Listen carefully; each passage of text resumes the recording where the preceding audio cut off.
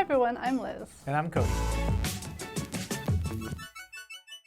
And welcome to the preview of Unit 10, Theranos Trial. So this article is about a woman named Elizabeth Holmes, and she is the former CEO of a company called Theranos. And in 2003, when she was only 19 years old and a Stanford University student, she got this idea for a radical new blood test or blood testing method that would use only a small amount of blood instead of all of the vials that they take out of your arms to do standard blood tests. And she presented it to her professors at Stanford, and they said, this is never going to work. But she was undaunted by their naysaying and dropped out of Stanford and started this company when she was only 19. And in the next 10 years, she convinced a lot of people. So she pitched it to a lot of companies and venture capitalists and other people, and raised about $400 million for her idea. Undaunted. Undaunted. Pitch. Pitch. And got a contract with Walgreens, which is the second largest pharmacy in the US.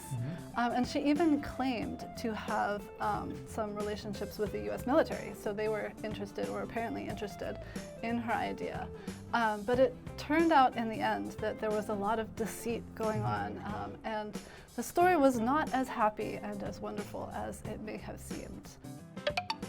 Deceit. Deceit.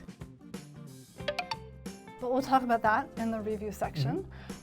So first of all, she was only 19 years old when she started this company. Do you know of any other young CEOs? Personally, definitely not.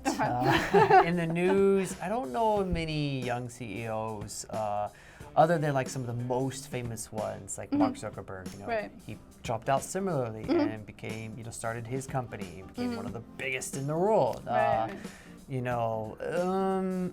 I have spoken to a young entrepreneur who is CEO of his own company from Hong Kong here in Seoul, and it was a budding company. It was growing, and they were in a niche area that was really advanced in its technology, and I think they're doing very well now. I haven't spoken to him in almost 2 years since the pandemic got worse. But I'm guessing it's doing well. They had contracts with Samsung Electronics and also Hyundai Motors, so like pretty big companies. But yeah, I don't know him well now. I would say we've met a few times, but yeah, he's definitely a young CEO. Something cool. Do you? That's cool. How about you? No, I don't know any personally. And the ones that I can think of, Mark Zuckerberg is the first one that comes to mind because, like you said, he does have a very similar story of dropping out of university to start Facebook, which now is huge.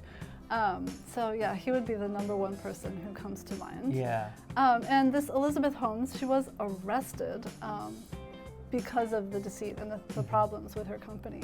Have you heard of any other CEOs who have been arrested in either Korea or America? Well, I mean, there's a few of those like venture capitalists, hedge funds in the past. I think even, the CEO or VP of Enron, they were arrested and charged. And was it Rupert Murdoch was arrested for something financial related, even though his news companies are pretty terrible. And in Korea, I think it was the VP of Samsung. Was it VP? Yeah, he was arrested. The son of the founder. And kind of had some legal issues. Only cases I've heard of. How about you? The one that comes to mind is kind of a contemporary of Elizabeth Holmes, Martin Shkreli.